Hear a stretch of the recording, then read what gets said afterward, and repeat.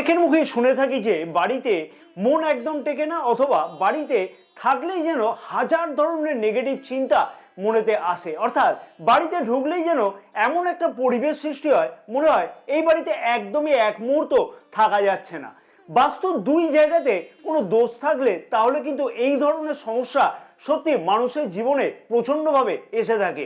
এক নম্বর হচ্ছে, যেখানে তুমি ঘুমোচ্ছ সেই ঘুমানোর স্থানে অর্থাৎ বেডরুমেতে যদি কোনো নেগেটিভ এনার্জি থাকে, তাহলে কিন্তু তার থেকে মানসিক চঞ্চলতা অথবা অত্যধিক দুশ্চিন্তা মনের মধ্যে লক্ষ্য করা যায়। কারণ একটা মানুষ কিন্তু 7 থেকে 8 ঘন্টা তার বেডরুমেতে কাটায়। মঙ্গলের পজিটিভ এনার্জি যদি বৃদ্ধি করা যায়, তাহলে বেডরুমে কিন্তু যে নেগেটিভ এনার্জি উৎপন্ন হচ্ছে তার থেকে কিন্তু মুক্তি পাওয়া অতি অবশ্যই সম্ভব হবে।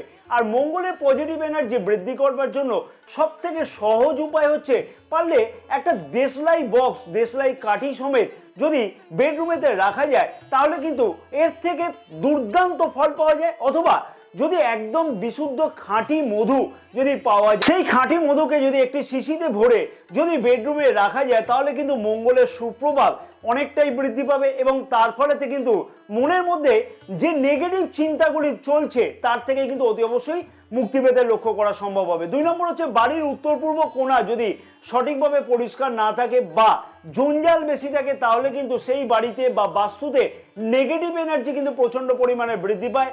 তাই বাড়ির উত্তর পূর্ব কোণাকে যথাসাধ্য বলবো পরিষ্কার রাখা উচিত হবে অতি অবশ্যই। এবং সেই উত্তর পূর্ব কোণাতে যদি পারা যায় একটি বুদ্ধর মূর্তি অথবা একটি গোল্ডেন টেম্পলের ছবি বা স্বর্ণ মন্দিরের ছবি যদি উত্তর পূর্ব কোণাতে লাগালে, তাহলে কিন্তু অতি অবশ্যই সেই সমস্যার সমাধান হবে। হ্যাঁ, এই দুইটি উপায় যদি সঠিকভাবে পালন করা যায়, তাহলে 15 দিনের মধ্যে তুমি এর থেকে কিন্তু একটা বিশাল পরিবর্তন অতি অবশ্যই লক্ষ্য করতে পারবে এবং মনের মধ্যে কিন্তু শান্তি আসবে, বাস্তুতে কিন্তু শান্তি আসবে, নেগেটিভ চিন্তা কিন্তু অনেকটাই কমতে লক্ষ্য করা যাবে আস্তে আস্তে করে, এবং নেগেটিভ পরিবেশ বাস্তুতে যে প্রকার চলছিল তার থেকে কিন্তু মুক্তি পেতে লক্ষ্য করা সম্ভব হবে।